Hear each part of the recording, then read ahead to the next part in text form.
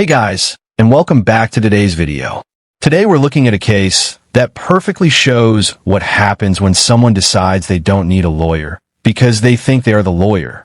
We've got a career offender here who genuinely believes that spending years in the justice system somehow qualifies him to defend himself in court like a trained attorney.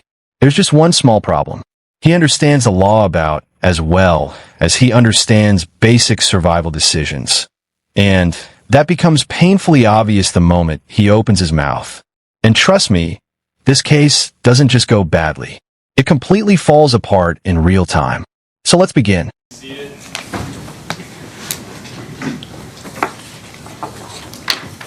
This is case number 24CR41416, the State of Ohio versus Aaron Jones. Mr. Jones is present before the court with counsel, Ms. Morton. Mr. Arnold's here on behalf of the State of Ohio. I've been told that there's an issue. Your Honor, my client has indicated to me that he might want to represent himself in this matter. I just wanted to bring it to the court's attention to have the court address that issue. All right, Mr. Jones, why don't you tell me what's going on? I just want to represent myself. I feel like nobody's going to fight for me like I'm going to fight for myself. I've been through voir dire, I've been through jury trials, I've done all this before. Did you go to law school? No, I did not, sir. So do you know all of the rules of evidence and the rules of criminal procedure?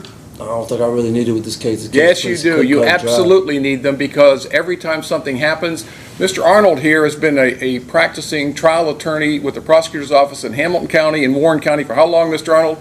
Well, if you add in military time, almost 46 years. 46 years. He's a skilled trial attorney. He knows the rules of evidence and he knows the rules of procedure. You can roll your eyes at me all you want. I don't really care about none of that. But here's the problem. I'm required by my canons that I hold you to the same standard that I hold Mr. Arnold, even though you have no formal training or education in the law. All right. I'm sorry? It will be all right. It won't be all right. I'm telling you, That's you won't. Man, it ain't no time, bro. I got 10 in, 4 left to do. I do not care at all, even a little bit. It's 3 years. It's cut and dry. What happened, happened. I didn't start this.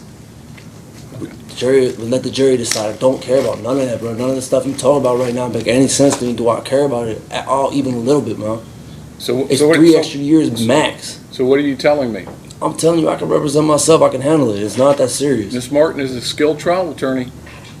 That's cool. I might be a skilled trial attorney too. Sometimes you gotta try stuff in life and you never know how good you might be at that. Right from the start, you can tell this isn't going to go well. The defendant is acting confident, almost like he's figured something out that everyone else in the courtroom has missed. But the reality is very different. What he says shows a complete disconnect from both the seriousness of the charges and the consequences he's facing. It's the kind of confidence that doesn't come from understanding the law. It comes from not understanding anything at all. And the judge, the court, they can see it immediately. But we'll come back to that moment later, because it becomes important in ways he clearly didn't realize at the time.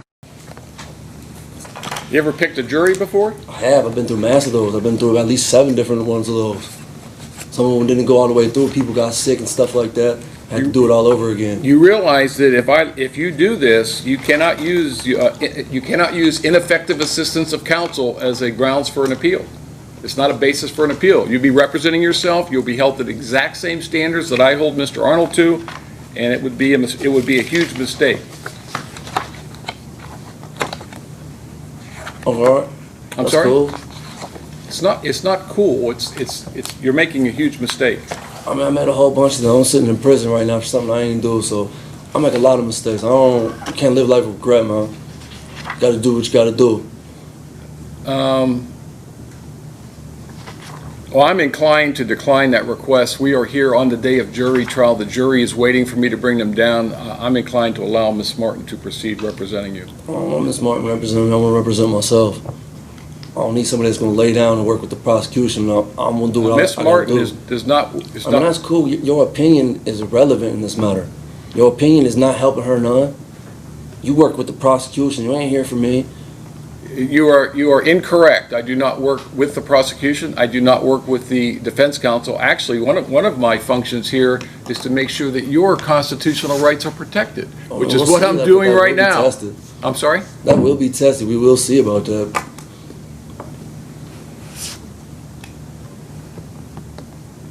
The other problem is, obviously, you have a right to remain silent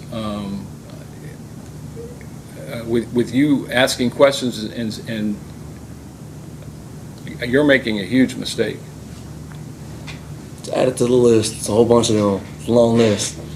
Is anyone threatened you in any way or promised you anything in order to get you to waive your right to counsel? No. Just want to represent myself. I can't go any worse than it might be about to go. It's only 3 years, man. It's only 3 years. Now, the judge lays out something very simple. He tells him his age, his situation, and what's actually at stake here. He's not speaking in legal jargon. He's breaking it down in plain reality. Years of your life are on the line.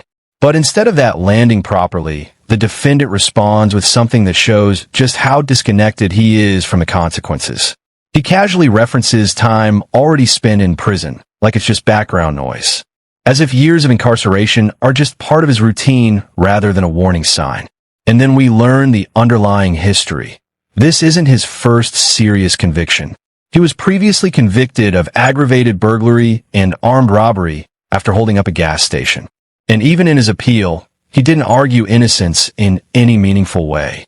Instead, he focused on technical complaints, like questioning whether the firearm was functional. Not, I didn't do it. Not wrong person. But essentially, the gun might not have worked properly, so why does this count? That tells you everything you need to know about how he interprets responsibility. I got that. And as long as you understand that in asking questions, in picking the jury, in everything that you do, here's the other problem. Here's the other problem. Is he in shackles? Yes.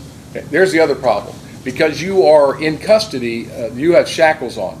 You want the jury to see you in shackles? That's grounds for an appeal by itself. I realize that part. They're not supposed to let the jury see me in shackles, so I mean that's kind of like a tipsy-turvy type of thing right there. Know a little bit more than most. Ain't all the way simple, close to it, but a little bit more than most.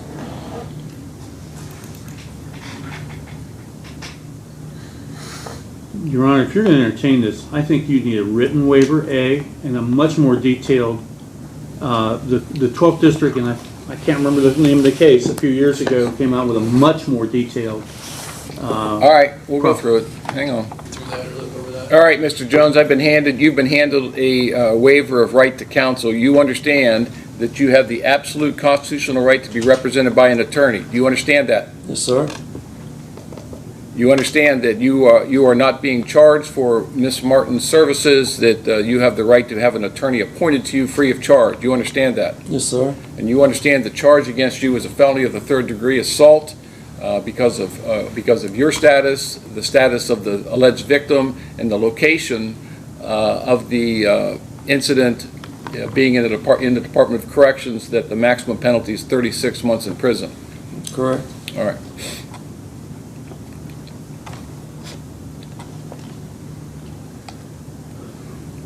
Are you aware of any possible defenses to this charge or this allegation? Meaning what? I'm just asking the question. Are you aware of any? Are you aware of any? I don't understand the question you're asking, sir. At this point, the courtroom starts shifting from legal procedure to frustration. The judge and others are trying to establish basic awareness.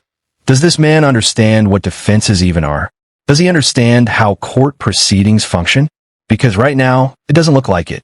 The way he responds makes it seem like he's guessing his way through a system he has no real grasp of. And that's when the tone in the room changes. This is no longer just a case about charges. It becomes a case about competence. Well, you're going to represent yourself and put on a defense, I assume, at least by way of cross-examining the witnesses presented by the state. Right. You understand that? Yes, sir. All right. You understand that there may be possible defenses that you could raise in your cross-examination of the state's witnesses or in presentation of witnesses on your own behalf. You understand that? Like impeaching a witness? Sir, I'm not going to explain every single thing to you. That's why I'm trying to encourage you to go with counsel here. Do you understand? Yes, sir. All right. There may be possible mitigating circumstances. Do you understand that? Huh? No, I don't. You don't know what mitigating circumstances are? Again, that's another reason why you need to have... 3 years, man. That's I'm sorry? 3 years. That's nothing. Let me ask you, let me tell you something. If, when I'm talking, you do not talk over me. Do you understand that? Yes, sir. You're not going to misbehave in my courtroom. You're not going to misbehave in front of this jury, because I'm going to tell you right now it's going to end very quickly and very badly for you if you do. It's 3 years. Well, you're the one that's elected to go with the jury trial, so you keep on saying it's only 3 years. That's fine. All right. They try to give me 2 of it anyways. Might as well go to trial. Okay. You understand, and I've told you several times now, if you represent, you will be detrimental, it will be detrimental to your case. You understand that? I don't know if I believe that. That's your opinion. It is my opinion, and I'm strongly advising you against it. But do you understand that in my opinion, if you represent yourself, it will be detrimental to your case? Everybody's entitled to their opinion. Okay. But you understand what I'm telling you? Yes, sir. All right. And you understand that if you represent yourself, you're going to be held to the same standards as any other defense attorney and the same standards as I'm going to hold Mr. Arnold. You understand that? Yes, sir. You will be required by law to follow the Ohio Rules of Evidence and the Ohio Rules of Criminal Procedure. Do you understand that? Yes, sir. Your lack of knowledge of the evidentiary and procedural rules will not prevent this court from enforcing those rules. Do you understand that? Yes, sir.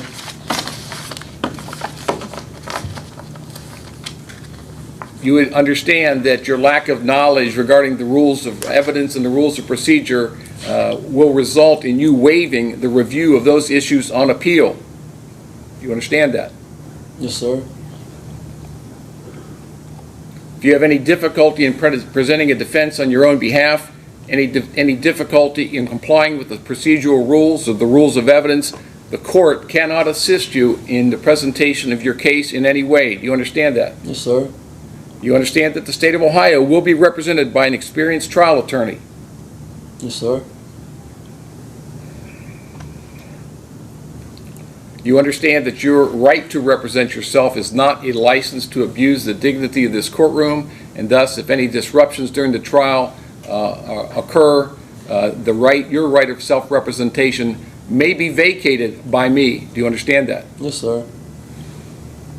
If you choose to represent yourself when you're convicted, you cannot complain about the quality of your own defense, and it will be basically a waiver of your right to appeal the ineffective assistance of counsel. Do you understand that? Yes, sir. Do you suffer from any physical or mental disease or disability? No, sir. Are you under the influence of any drugs or alcohol? No, sir. Do you take any type of medication that interferes with your ability to understand what's going on today? No, sir. Has anyone threatened you or forced you in any way to waive your right to counsel? No, sir. Have you been promised anything in exchange for your right to counsel? No, sir. Have you ever represented yourself before in any criminal prosecution? No, sir. And you wish to go forward today without the assistance of an attorney? Can I get a few minutes? I use the bathroom anyways.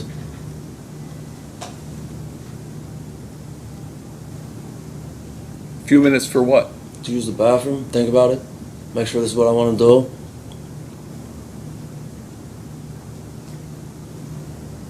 Take him to the bathroom.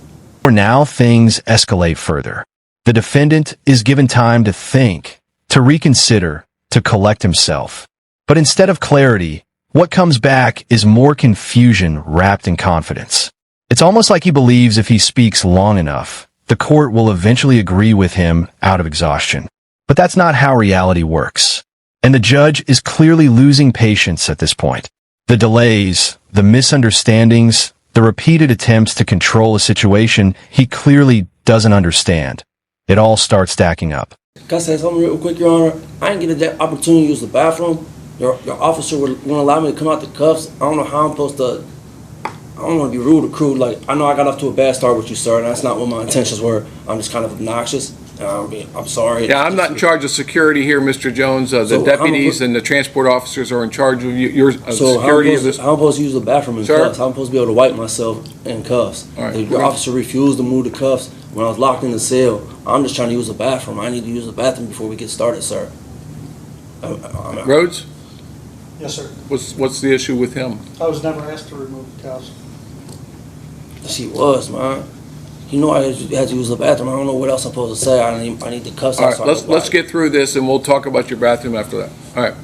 I advise you that you're charged with an assault of a corrections officer as an inmate at the correctional facility. Maximum penalty, as we've said, is 36 months in prison.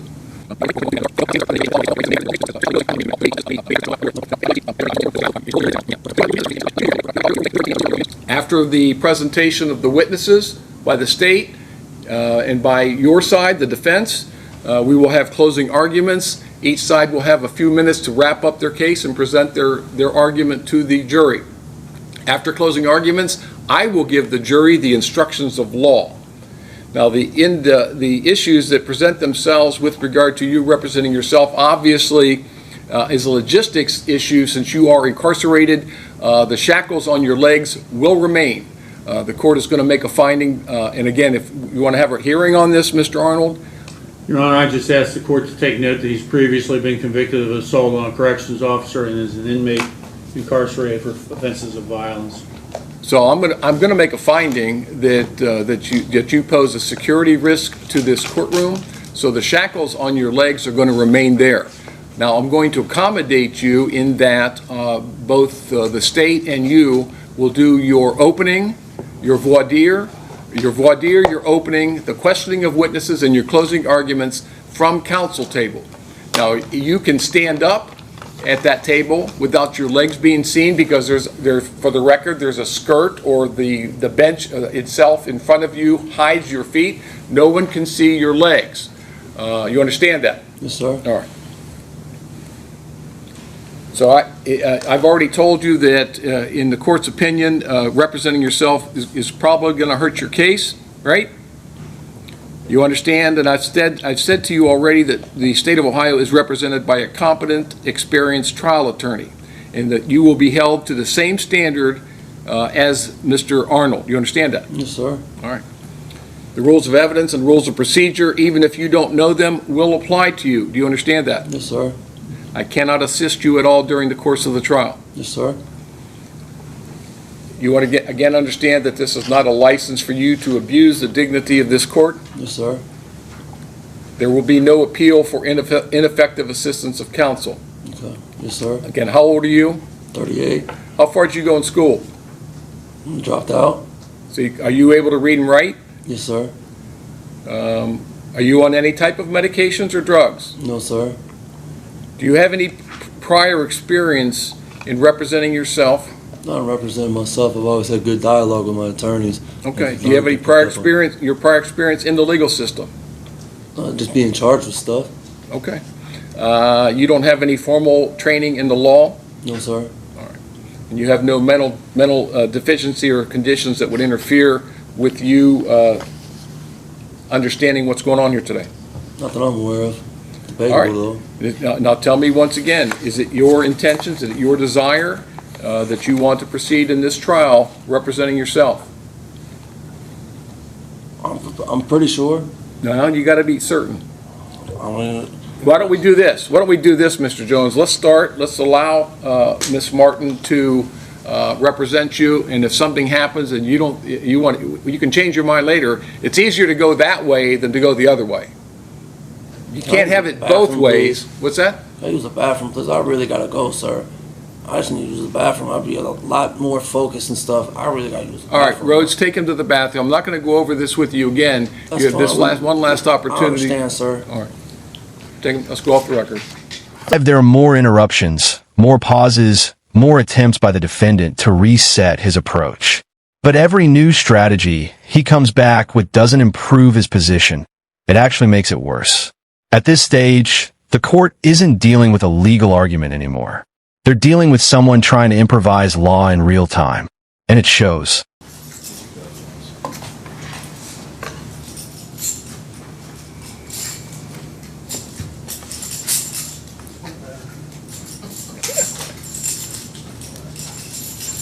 All right, we are back on the record in the state of Ohio versus Aaron Jones. Mr. Jones, you've had your second trip to the bathroom now. I take it everything went better? Yes, sir. All right, now, you have in front of you a form called waiver of counsel. I've gone over with you all of the elements of granting that waiver. Do you still wish to proceed as your own counsel? I need to get some I need real counsel. I talked to my family. They was talking about hiring a lawyer. I thought it was a little more cut and dry. I had a little more confidence in Miss Martin in that. And just at this point in time, I'd rather just wait on my family to get a lawyer for me. But that's not going to happen. This case is proceeding to trial today. Well, I'll represent myself then. You want Mrs. Martin No, to... I don't want her near me, around me, or nothing. She can leave. All right, sign the form in front of you. What's the date? Today's the 18th.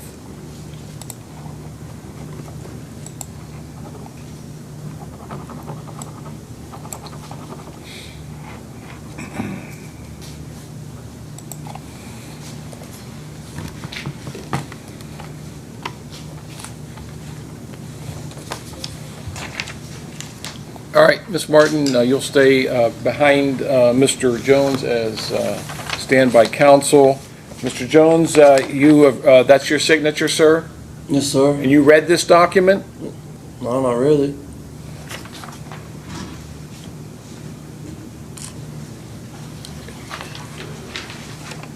Why is Miss Martin here? Because I'm making her as standby counsel in case there's an issue. She'll be in the back of the courtroom. I don't need Mr. Jones, I don't care what you want with regard to that. I'm following procedure, and this is what we're going to do. Read the form, please. The whole reason, Mr. Jones, read. Of representing myself was because I didn't trust the lady. That was Okay, the whole purpose of she's that. not. But she's still here and attached to my case. That's the She's whole removing purpose of herself. removing her was for me to be able to represent myself. You will be. Sign the form. This Read form was it. already signed. You All already right, seen my read. signature. You already I'm sorry, I asked me my misspoke. signature. You see my signature was on that sheet. You already seen it was there. What are you talking about? Mr. Jones, read the form. You said you I already didn't read signed it, man. It's cool. Go ahead. Read the form. Then comes one of those moments where he believes the court has missed something obvious.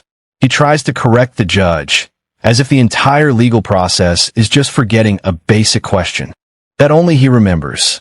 But instead of gaining ground, it has the opposite effect, because what he thinks is a gotcha moment is actually just another misunderstanding of how courtroom procedure works.